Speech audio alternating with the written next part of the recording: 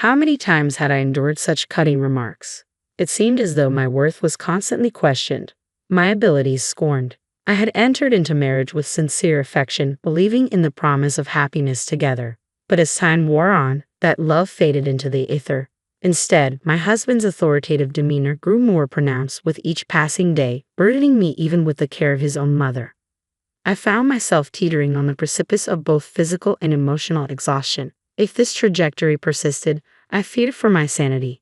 Yet in my darkest moment, an unexpected beacon of support emerged. My own mother-in-law, the very person whose care had become an additional weight on my shoulders. I'm happy to rewrite it for you. My name's Mary Wagner, and I'm 30 years old. After finishing university, I landed a job at a publishing company. However, I bid farewell to my career upon tying the knot, embracing the role of a full-time housewife. Friends often express their envy, assuming I must lead a charmed life. How fortunate you are to be a homemaker. Your husband must be quite successful, they remark. But the truth is, my married life lacks the joy they envision. In fact, it feels more akin to a descent into the depths of despair. The root cause of my unhappiness. My husband Jack. Our paths crossed in the workplace, and after 2 years of courtship, we exchanged vows. Jack, 3 years my senior, possessed a reserved demeanor, and we weren't exactly the epitome of affectionate partners. Nonetheless, I was drawn to his steadfast sense of self and mature demeanor. I envisioned a tranquil, content life together. That was my hope, at least. Once we exchanged vows, Jack's demeanor underwent a stark transformation. Frankly put, he adopted a patriarchal stance. I came to this realization mere days into our marriage. At Jack's behest, I embraced the role of a full-time homemaker, throwing myself into domestic duties from the onset of our union. On that particular evening, I diligently prepared dinner, eagerly awaiting Jack's return. He arrived home a tad after 7 p.m. Upon surveying the meal laid out before him, his voice erupted with dissatisfaction. "What's this?" he barked. "It's a casserole with salad and a side of soup," I responded hesitantly. "Don't toy with me. If you're catering to your weary husband, it ought to be a lavish spread. Your past successes are no excuse. How can you falter at such basic tasks? You're utterly incompetent as a woman. Utterly." "You could have said that differently," I murmur, my troubled expression met with Jack's glare. Suddenly, he hurls the dish of salad to the floor. A startled scream escapes my lips. "What? It's because you, as my wife, can't even manage the basics, isn't it?" Jack interjects sharply. "I made my expectations clear. There's no need to disrespect the food like that." "Shut up. Instead of making excuses, use that deficient brain of yours to consider how to better fulfill your role as my wife, you fool." It's the first time I've been called that. Sure, I've faced reprimands from my parents, arguments with my brother and friends, but never have I been subjected to such cruelty, especially from the man I love. It's only been a few days since our wedding. I never imagined he would react so harshly over a dinner choice. Nevertheless, as a housewife, I remain financially reliant on him. I can't risk defying my husband. As a newlywed, my utmost desire is to avoid upsetting him. Since that incident, I've been tiptoeing around him, careful not to trigger his anger. I meticulously ironed every piece of laundry, prepared the simplest of meals like loaded potato soup, and seasoned side dishes to perfection. Not a single hair must be left on the floor. Under this constant pressure, my nerves fray. Yet his patriarchal control only tightens. "There's a crease in this shirt sleeve. Can't you see?" he berates. "I am sorry. I'll iron it right away," I stammer. "I'm already running late for work." "You're always so slow," he complains. "I'll hurry," I assure him. "You won't have time. You're insufferable in the morning." "How much more do you want to upset me, you incompetent woman?" he snaps. "I'm sorry. Truly deeply sorry. I apologize," my voice trembling. Whenever I erred, I instinctively lowered my head in apology, a practice enforced by my husband. Depending on the gravity of my mistake, the depth of my contrition varied. Sometimes a mere bow would suffice for forgiveness, but for more serious transgressions, kneeling was required. And in moments of repeated mistakes, he would ominously present me with a completed divorce document. It's astonishing how quickly one can become accustomed to such treatment. After a year of enduring this cycle, I began to internalize a sense of utter worthlessness. Yet I couldn't bear the thought of divorce, especially in my current state of unemployment. I couldn't shatter my parents' joy over our marriage by admitting to such a failure, especially not after such a short time. The prospect of enduring perpetual reprimand from my husband filled me with despair for the future. As usual, I was in the midst of preparing dinner, anticipating his return. My daily ritual involved completing the meal by 7 p.m., ensuring it was ready for him to enjoy whenever he arrived. The moment the front door creaked open, I began setting the table. If I failed to finish before he sat down, it would inevitably lead to another round of apologies. Typically, my husband would take his seat in silence, but on this particular day, something felt different. As he loosened his tie, he initiated a conversation. "Mary, we're moving to my parents' house this weekend." I paused, puzzled. "Your parents' house? You mean your mother's place?" He nodded. "Yes, that's correct." "Have everything packed by then?" I couldn't help but inquire, "Why the sudden change, Jack? You've always been adamant about not returning to your parents' house." His icy stare silenced my probing, and after a momentary pause, he spoke. "My mother had a fall, and living independently has become too challenging for her." My concern surged. "We should go to her immediately. She's been in the hospital for a week. We'll move once she's discharged this weekend," he explained.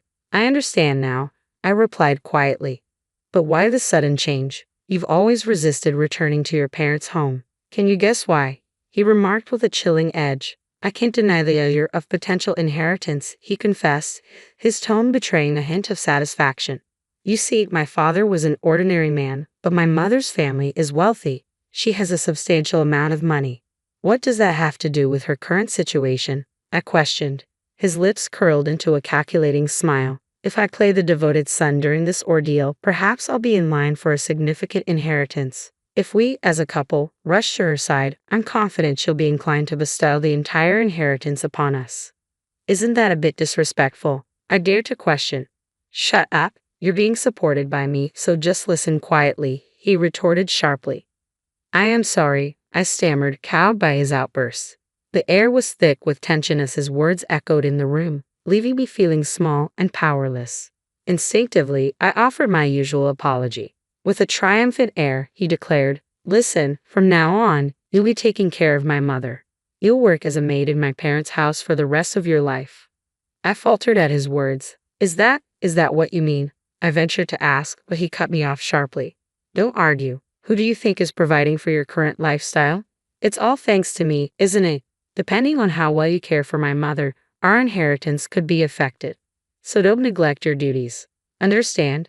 Pressured to respond, I murmured softly, "Yes." His satisfaction evident, he flashed a smug smile before beginning his meal. Forcing me into the role of caregiver solely for the sake of his mother's inheritance, my husband doesn't regard me as his wife. To him, I'm merely a housemaid. Though I was aware of this truth, hearing it explicitly was a jolt to my senses. Yet I lacked the courage to challenge him. In a way, I felt as though I had been brainwashed, my own aspirations erased. The following day, following my husband's orders, I started packing our belongings. A week later, as directed by him, we relocated to my mother-in-law's residence, coinciding with her discharge from the hospital. On the day of her discharge, Jack didn't show up at the hospital, citing work obligations.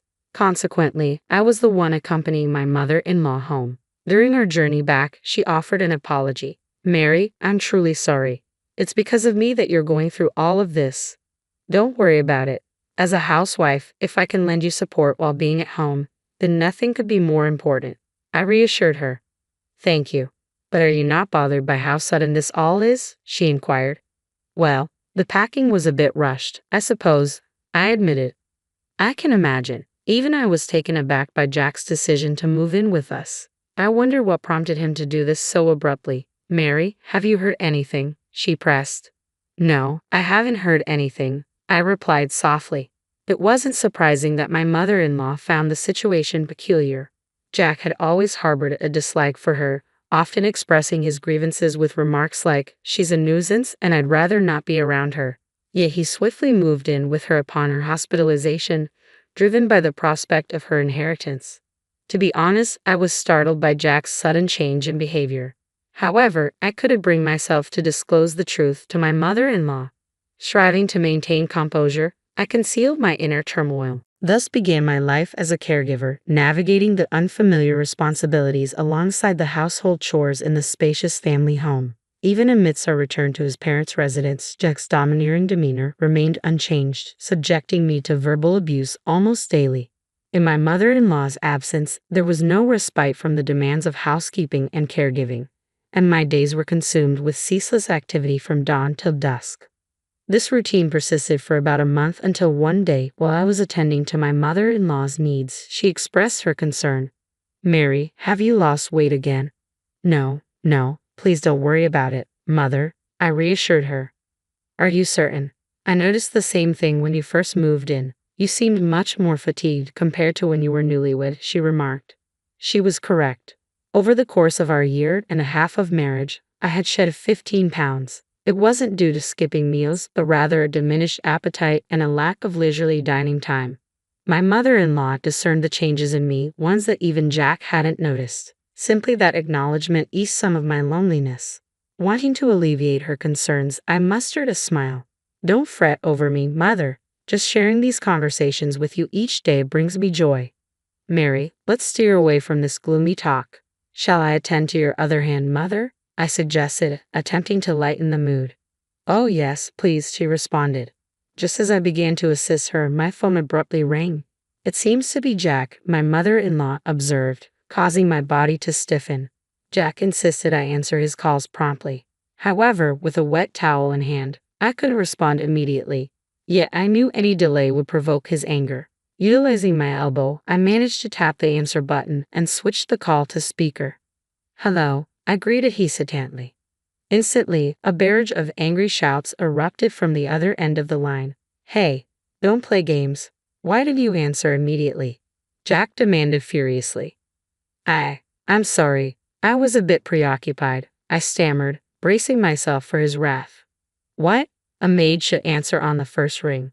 But I was occupied and couldn't," I explained. "Didn't I always tell you not to talk back? You're so frustrating. Why are you so incapable?" Jack's voice seethed with anger. I'm sorry," I apologized meekly. "Are you ensuring the old lady is properly cared for?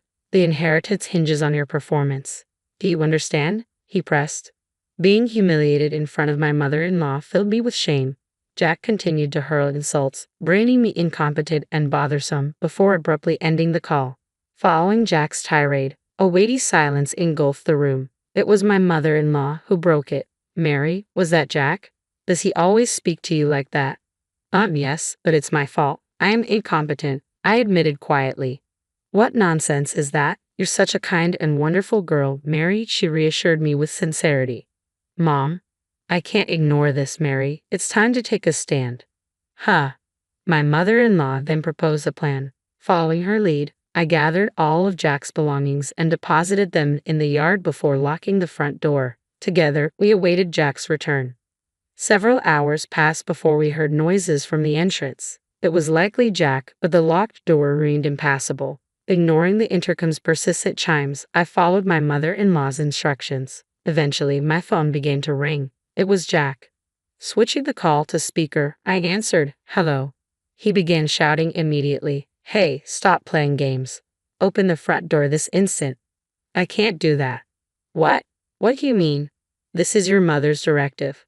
Unable to grasp the situation, he continued to shout, "Stop messing around and open it now." In response, my mother-in-law's voice rang out, cold and resolute. "The one who's messing around here is you, you fool." "Mom, I always knew you were distant, but I never imagined you would treat your wife like this." "No, that's not. I sensed something was amiss when you suddenly moved in to exploit your wife and rely on inheritance. How could you lead such a disgraceful existence?" my mother-in-law admonished. "No, that's not true," Jack protested. "What's not true? I have no intention of leaving you any inheritance. If you understand, get lost. This is my house. You will never be allowed back in." Flustered by my mother-in-law's accusations, Jack began pounding on the door. Through the phone, I could hear him pleading, "Please do something. I have an ally in my mother-in-law. I won't be manipulated any longer," I declared with resolve.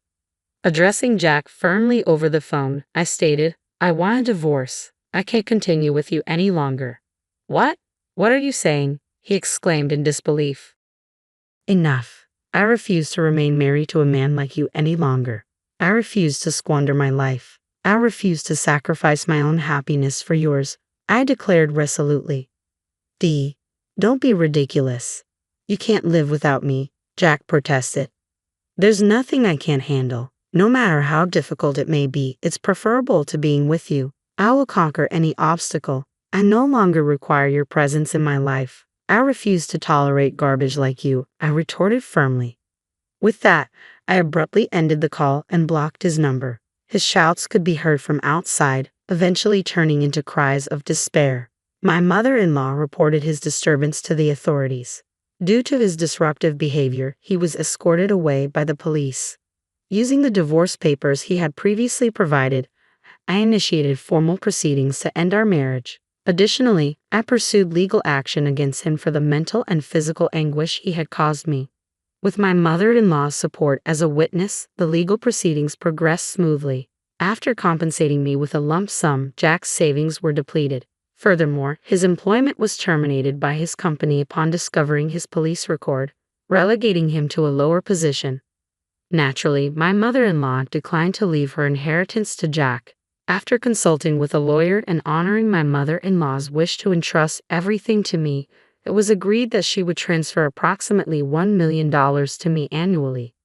I continue to provide care for my mother-in-law in her home. It's the least I can do for her now. Mary, I'm deeply sorry for always burdening you. Even after divorcing Jack, you're still here caring for me. Why do you say that, Mom? I should be the one thanking you. Truly, I feel blessed to have a daughter like you. The feeling is mutual. Let's continue to support each other, all right?